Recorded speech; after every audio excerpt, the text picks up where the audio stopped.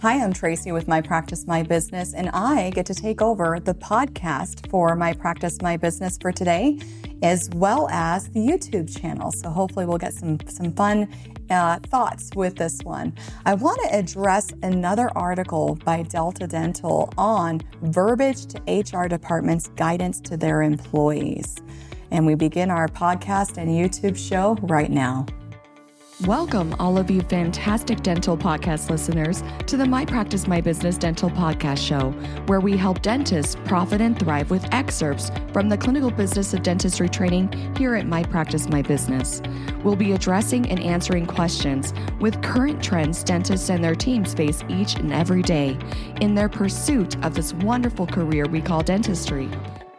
In My Practice, My Business, we get a lot of articles and links and legislation sent to us by offices throughout the nation. And when I find one that just is especially interesting, we like to share it with our audience, whether you're clients or non-clients, just to give you some things to think about. This particular article that you can find online really is geared again towards HR companies of employer groups, really geared towards talking to the employees about the value of having these insurance companies and really how to optimize these plans. And so we will be chatting a little bit about that and tearing it apart. But before we dive into it, I want to share a thought here. I really believe that Delta Dental is starting to recognize that the patients no longer see the value in their product. And especially those who receive coverage through their employer groups, they're just not as interested. They haven't been in a position where they've depended on their insurance companies as much for savings and additional care. So instead of fixing the real problem, Delta's trying to hold on to those employer groups by telling them exactly what to say with these frustrated employees. It's almost like they're handing these employer groups a script. So we're going to walk through this article together. I'm going to read what they say, and then I'm going to give you the part that they left out. This is geared towards not just employer groups, but also providers to realize the manipulation that's happening behind the scenes. So we're going to start chatting here. For the section on speaking their language in this actual article, Delta says, quote, speaking their language. Instead of annual maximum, say your yearly dental allowance. Rather than co-insurance, explain what you pay versus what the plan covers. So these simple shifts makes benefits feel accessible instead of intimidating.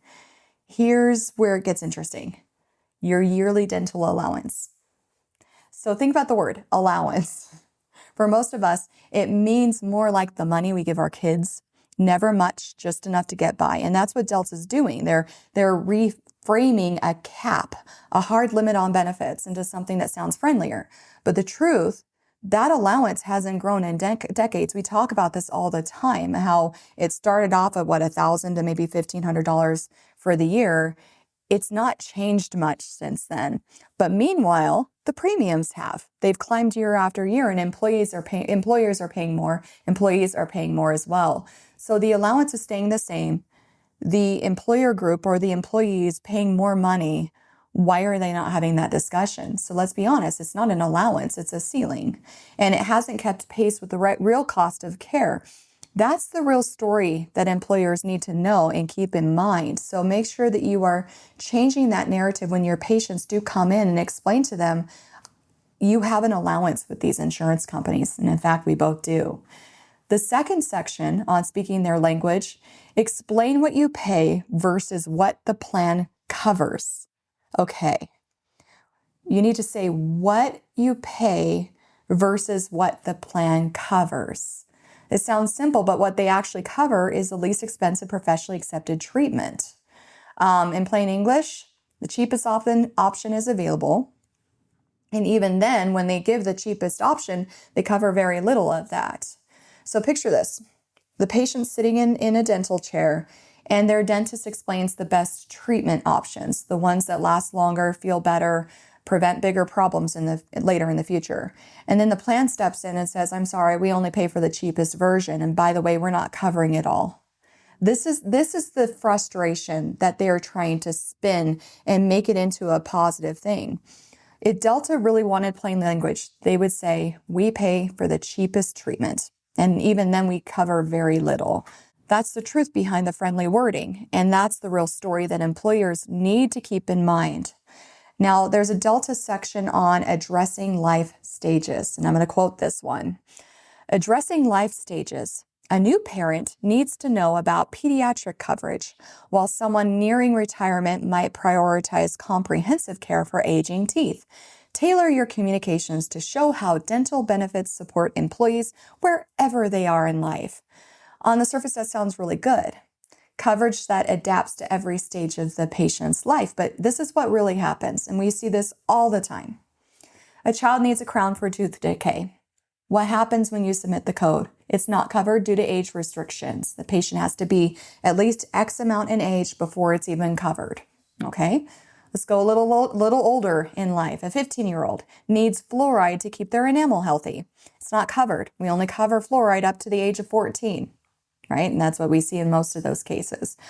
A 30-year-old that has an accident to teeth. They damage their front teeth. They need root canals and crowns.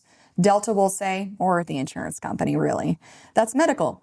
Let's bill medical first, and then maybe we'll pay something. And then it turns into that game in the front where we're billing to medical. Medical turns around and says bill to dental, but dental won't do anything until medical gives the denial.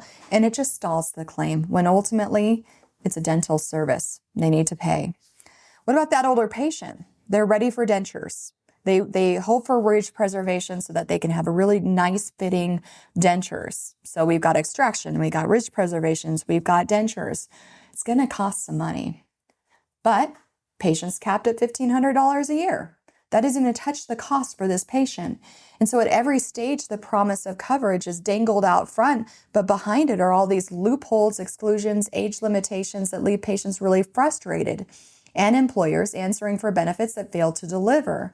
And so when the insurance companies tell these employer groups, we protect patients throughout several stages in life, throughout their whole life, it's not true. And we need to be realistic about this. This is the real story that employers need to keep in mind. Now, providing immediate steps.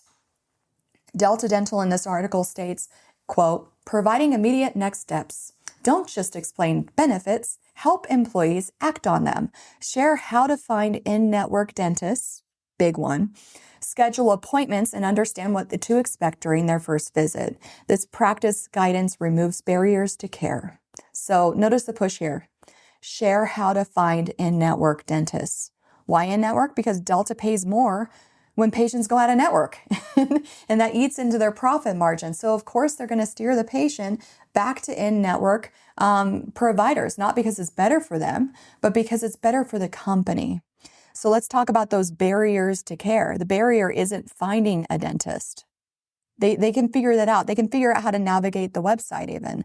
The real barrier happens when the patients discover that many of these needed services aren't covered or they're not payable under the plan due to bundling or other loopholes. So that's when the costs skyrocket. And that's when the patients skip care altogether because they thought something would be covered just to find the little fine verbiage in the contract that they signed or their employer group signed as well. So let's be clear.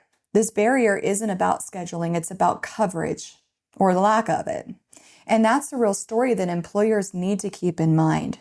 So when you look at Delta Dental's article, it's packed with helpful guidance, simple language, and a friendly tone and a promise of support. But when you peel back the layers, the reality is clear. The patients at every stage of life face loopholes, restrictions, and caps that don't match the premiums getting paid, that they pay out of the office. So employers end up carrying the weight of frustrated employees who thought they had a benefit only to find out that it's more of a limitation. And so that brings us back where we started. Delta Dental knows the patients don't see the value anymore. So instead of changing the product, they're coaching employers on what to say to keep those patients interested and paying money to be in network with them. Here's the truth. No script in the world can disguise a benefit that fails to deliver. And that's the real story that you need to keep in mind. So having said this, let's look at this article and realize that yes, providers are being manipulated on one end, but more importantly, the patients and their employer groups are absolutely being manipulated by these third-party payers. Specific ones, we know that.